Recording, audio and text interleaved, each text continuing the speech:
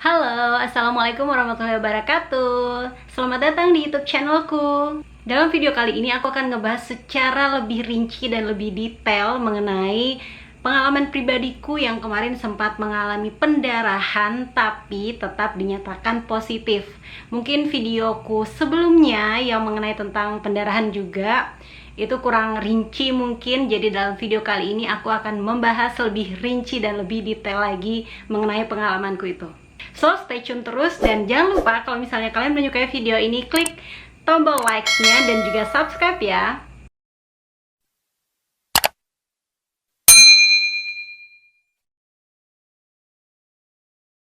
Jadi sebelumnya aku pernah ngebuat video tentang pengalaman pribadiku saat mengalami pendarahan tapi dinyatakan positif.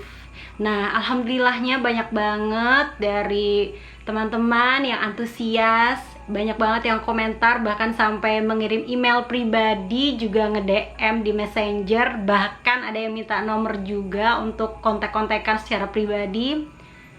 Aku makasih banget. Aku ucapin makasih banyak karena antusiasnya dari teman-teman semua.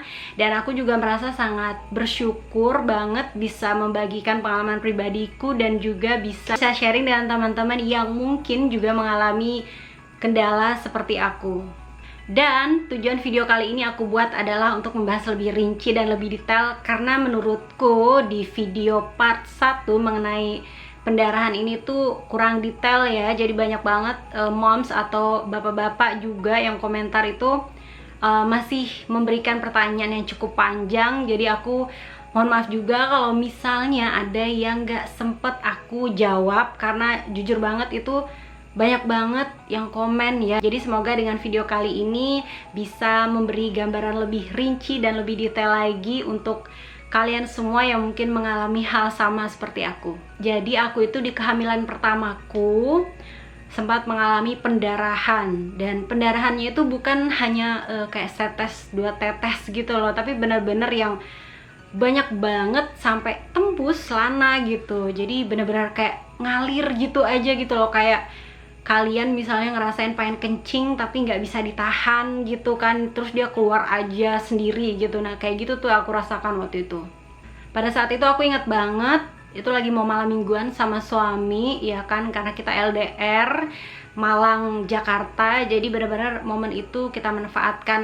Nah pas dalam perjalanan itu aku ingat banget, aku ngerasa kayak pengen buang air kecil. Tapi kalau buang air kecil kan bisa banget ditahan gitu kan ya, BAB aja bisa ditahan gitu, apalagi air kencing kan. Tapi pas udah nyampe ke suatu tempat gitu, aku ngerasa kayak udah yang ini kayaknya ngalir deh dia, tanpa aku tuh sadar kalau itu tuh ngalir gitu. Jadi kayak ada yang keluar gitu, padahal aku ngerasa udah nahan gitu, udah nahan semaksimal mungkin, tapi tetap aja keluar. Akhirnya aku beranikan diri untuk ngecek ke WC dan jeder, benar-benar kayak pukulan telak sih.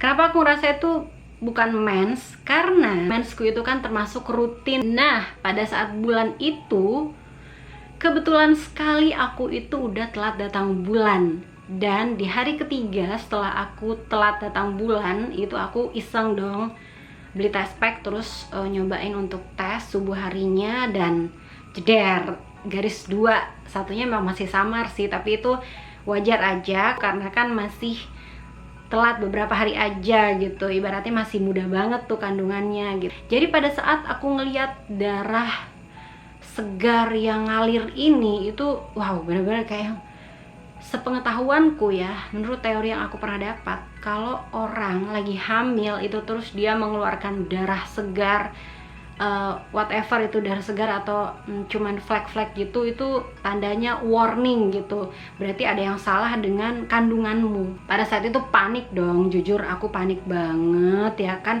karena aku udah mikirnya tuh udah kemana-mana gitu. Aku yakin banget kalau moms di luar sana ada yang lagi hamil muda terus pendarahan gitu, pasti panik dong ya, sama aku juga pada saat itu. Tapi aku berusaha menenangkan diri. Akhirnya aku ingat punya sepupu yang dia bidan, dia ngerti hal-hal seperti ini. Akhirnya aku sampai video call dia di dalam WC pada saat itu. Aku benar-benar ngeliatin secara live, secara langsung bentuk darahnya seperti apa, sebanyak apa. Dan akhirnya kakak sepupuku itu menyarankan untuk cepat cari rumah sakit terdekat. Jadi malam itu yang harusnya romantis-romantisan gitu kan ya, malam minggu akhirnya berubah menjadi momen menegangkan karena kita harus mencari rumah sakit. Dan setelah mendapatkan rumah sakit, dokter jaganya itu nggak ada, maksudnya dokter kandungan itu nggak ada, jadi cuman ada bidan atau perawatnya gitu. Jadi akhirnya dia konsultasi sama dokternya by phone, dan akhirnya dia ngecek kan, karena bidan atau perawat itu nggak punya kuasa untuk melakukan USG. Akhirnya pada malam itu aku cuman di VT itu jadi pemeriksaan di bagian dalam tapi melalui tangan, itu semacam dicek pembukaan gitu loh. Nah pas dicek VT itu atau dicek bukaan itu tidak terjadi pembukaan. Itu artinya kabar baik, artinya tidak ada janin yang keluar. Tapi sebelumnya itu aku memang dites pack dulu sih sama perawatnya itu, karena kan ditakutkan itu hanya darah mens yang tertunda. Makanya dipastikan lagi nih, ini aku benar-benar positif apa enggak. Dan setelah hasil tes packnya itu 2 garis, dan 2 garisnya udah jelas, barulah dicek bukaan itu tadi. Habis itu akhirnya aku dikasih obat, aku lupa obatnya apaan ya. Intinya itu ada 3 jenis, oral atau diminum secara langsung, dan juga dimasukkan ke, mohon maaf, vagina, dan juga ada yang dimasukkan ke dalam dubur. Jadi 3 jenis obat yang aku dapatkan pada malam itu. Jadi pada malam itu lega nih sebenarnya, tapi aku masih tersirat pertanyaan-pertanyaan gitu loh. Masa sih orang hamil gitu terus bisa pendarahan kayak menstruasi, bahkan lebih banyak daripada menstruasi gitu darahnya yang keluar. Tapi pada malam itu cukup lega sih. Jadi ya alhamdulillah, selamat, kamu positif. Kirain ya setelah cobaan di malam hari itu sudah perjalananku tuh akan mulus gitu. Kelar dari pendarahan yang sangat banyak itu, nggak lama setelah itu aku ternyata ngeflag. Nah, aku makin bingung dong, gimana sih ibaratnya kemarin tuh darahnya udah banyak yang keluar, anakku bisa selamat gitu kan intinya. Walaupun malam itu udah lega karena dinyatakan semuanya aman dan juga udah dikasih obat penguat kandungan segala macem, tapi kami tetap diharuskan untuk USG. Dan akhirnya ya beberapa hari kemudian, ya akhirnya besoknya kita janjian sama dokter, kita USG lah ya. Walaupun dicek malam itu memang sudah membuktikan ya 90% udah bener nih janinnya selamat gitu.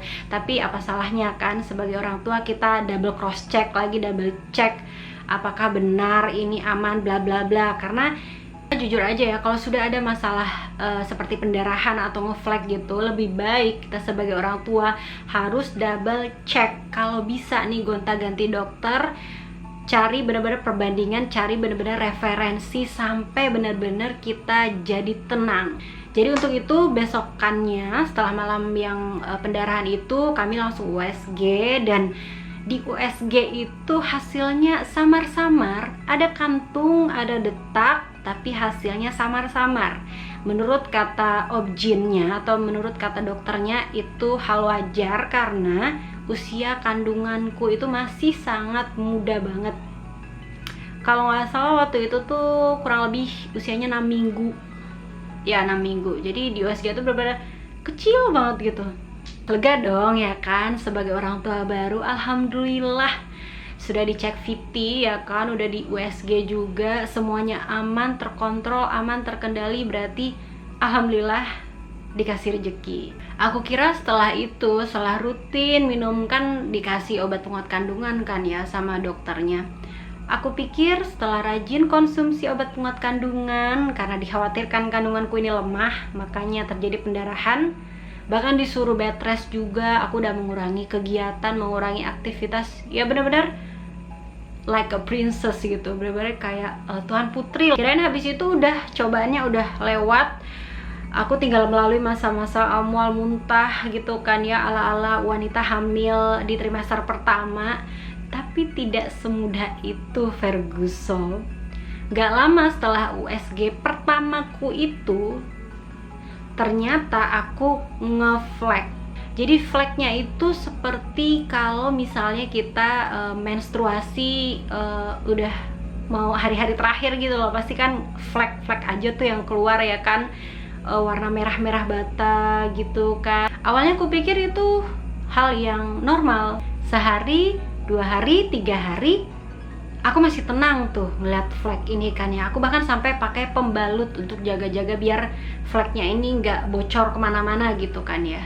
Tapi di hari keempat aku udah nggak bisa tenang lagi karena ternyata dia masih aja keluar.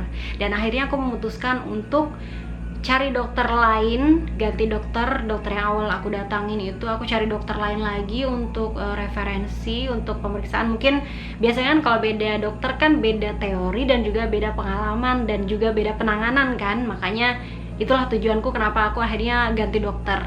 Di USG lah ya kan, di USG itu iya kantongnya masih ada, masih berdetak, kantongnya ada, emang belum terbentuk kan, belum terbentuk jadi janin gitu kan ya, masih benar-benar kecil banget gitu. Jadi nggak bisa terlalu detail nih di USG ya. Lagi-lagi dibuat tenang pada saat itu ya, alhamdulillah kan masih berdetak, berarti memang benar-benar kayak aku nih kandungannya lemah banget gitu, jadi harus super duper ekstra istirahat dan super duper harus mengurangi aktivitas biar tidak terjadi flek lagi. Aku pikir udah habis itu kelar gitu kan ya, semuanya akan beres, fleknya akan berakhir gitu kan ya. Tapi nggak berakhir tuh fleknya.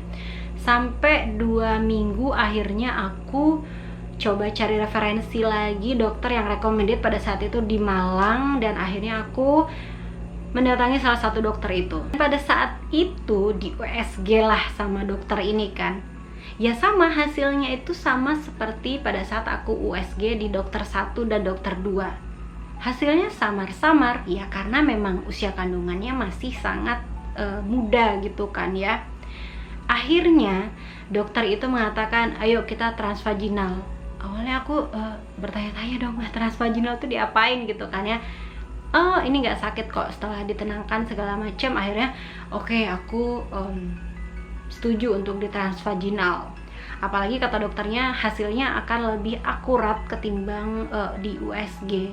Mengingat usia kandunganku kan masih kecil, jadi harus benar-benar teliti gitu dicari penyebabnya. Yang kenapa bisa ngeflek padahal sudah mengkonsumsi obat penguat kandungan dan sudah mengurangi aktivitas-aktivitas. Dan pada saat ditransvaginal ternyata baru diketahui dalam rahimku ini terdapat 2 kantong. Otomatis 2 kantung itu berarti aku dapat anak kembar. Pas lagi proses pemeriksaan transvaginal itu dokternya sempat nanya nih, mbaknya ada keturunan kembar? Jujur aja di keluargaku tuh nggak ada keturunan kembar gitu, tapi di suami ada, kebetulan kakak kandungnya itu kembar. Terus dokternya bilang ini anaknya kembar. Itu rasanya kayak yang wow, gimana sih beratnya gitu kan ya, udah kosong lumayan lama setelah menikah gitu kan ya, terus tiba-tiba dikasih rejeki nomplok gitu kan ya, ibaratnya langsung dapat 2 gitu kan. Wow, happy banget pada saat itu. Tapi pas dicek secara teliti lagi oleh dokter, dia mengatakan bahwa janinku itu yang satu ini sudah aktif, dia sudah berdetak gitu kan ya, dia sudah berkembang sesuai dengan usia kehamilannya, usia janinnya gitu kan ya. Dan yang satunya ini dia itu juga berkembang, dia itu juga berdetak, tapi detaknya itu lemah gitu loh, nggak sekuat saudaranya yang satunya ini gitu. Jadi dokter menyatakan ya aku hamil kembar, tapi ini yang satu ini yang tadi itu dinyatakan lemah detaknya, itu akan dipantau lagi 2 minggu kemudian, disuruh balik lagi ke dokter itu. Jadi benar-benar di awal kehamilanku itu, di awal trimester pertamaku itu penuh dengan obat-obatan ya, karena masalah itu tadi sempat pendarahan, terus dilanjutkan lagi dengan ngeflek. Dan setelah 2 minggu aku balik ya, disertai masih ngeflek itu tadi. Pas balik itu di USG lagi dan juga di transvaginal lagi, Ternyata janinku itu cuman satu yang bisa bertahan. Jadi yang satunya itu memutuskan untuk belum menjadi rezekiku ya bahasanya. Jadi satunya ini luruh bersama flek-flek yang aku alami itu ya kan. Jadi dia luruh, dia mengundurkan diri, sebut aja begitu ya. Dia mengundurkan diri dengan cara yang sangat sopan menurutku. Karena ada beberapa kasus di dunia ini, bahkan di Indonesia juga ada, itu salah satu artis, dia hamil kembar. Nah, ternyata pas usia kehamilan itu udah 7 bulan, otomatis kan bayinya, janinnya itu udah cukup besar kan. Ternyata yang satunya ini meninggal dalam kandungan.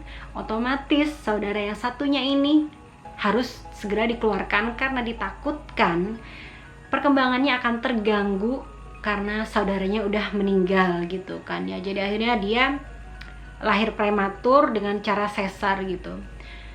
Jadi pada saat momen dinyatakan yang satu ini anaknya sudah menggugurkan diri, itu sebenarnya sedih banget. Jujur ya, sebagai orang tua siapa sih yang gak sedih kalau kehilangan anaknya gitu. Alhamdulillah masih dapat satu gitu kan ya. Dan bersyukur juga ternyata kembaran anakku ini dia pinter gitu, dia pengertian, dia mengeluarkan dirinya itu nggak ngerepotin orang banyak gitu.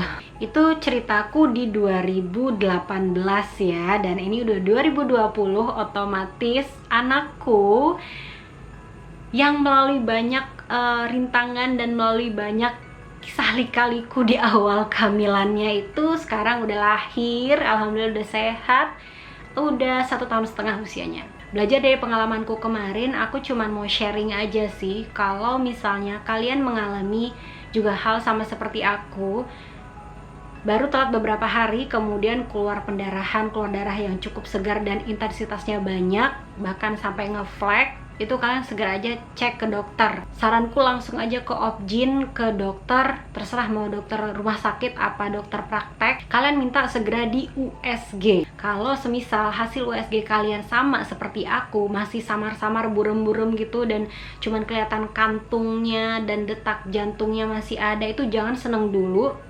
Kalau bisa kalian minta di transvaginal sama seperti aku kemarin, jadi bisa lebih detail untuk moms atau untuk teman-teman di luar sana yang mungkin mengalami hal sama seperti aku.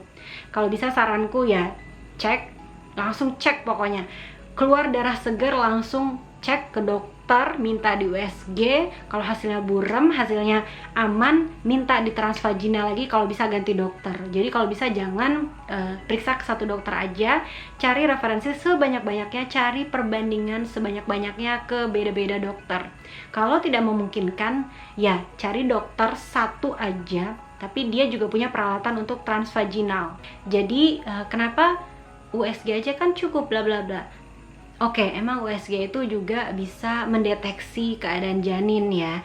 Tapi apa salahnya kita mencoba yang lebih terbaik lagi kalau misalnya ada teknologi yang lebih baik lagi daripada USG gitu kan ya. Dan menurutku transvaginal itu sangat-sangat detail sih ya. Jadi ya kayak pengalamanku aja, 3 dokter itu USG semuanya aman, semua clear, menyatakan bahwa janinku oke-oke aja. Tapi ternyata setelah di transvaginal baru ketahuan kan kalau ada 2 janin dan satunya ini ternyata bermasalah. Setelah kalian berusaha kanan kiri periksa ke berbeda-beda dokter, jangan lupa serahkan semuanya kepada Tuhan. Karena balik lagi, mau sehebat apapun itu teknologinya, tapi kalau misalnya belum rezeki, ya itu berarti memang bukan rezeki kita gitu kan ya. Tapi ya kembali lagi, apa salahnya kita berusaha yang terbaik ya kan, setidaknya tidak ada penyesalan di kemudian hari. Intinya kenapa aku pendarahan tapi kok tetap positif, itu karena aku itu memilih itu karena rezekiku ada 2 alias kembar dan beda kantong. Mungkin beda cerita kalau misalnya kehamilan kembar ini satu kantung ya, karena setauku dari hasil googling, baca-baca berita segala macam, kalau kehamilan kembar satu kantung, semisal janin satunya ini bermasalah perkembangannya, otomatis dia akan langsung mempengaruhi saudaranya ini, karena mereka kan satu kantung tuh, mereka berbagi makanan, berbagi kehidupan, berbagi oksigen ibaratnya dalam satu tempat gitu. Otomatis kalau misalnya satunya bermasalah perkembangannya, secara otomatis dia langsung mempengaruhi saudaranya ini. Berbeda dengan kasusku kemarin ya kan, ada 2 kantung, jadi kalaupun satunya ini mengalami masalah, tidak akan langsung mempengaruhi saudaranya gitu. Intinya itu stay positif ya. Kalau rezeki nggak akan kemana. Semangat. Sekian aja sharingku kali ini, semoga bisa menjawab dari video part 1ku mengenai pendarahan ya. Seperti biasa, kalau misalnya ada yang masih mengganjal di hati kalian atau pengen sharing-sharing, silahkan kalian bisa tulis komentar di bawah, insya Allah aku akan balas. Semoga sharingku kali ini bermanfaat, dan semoga aja mom semua di sana yang lagi hamil, yang lagi masa-masa hamil trimester pertama, kedua, ketiga itu selalu sehat dan persalinannya diberikan kelancaran. Wassalamualaikum warahmatullahi wabarakatuh. Sharing is caring. Bye bye, sampai berjumpa di video selanjutnya ya.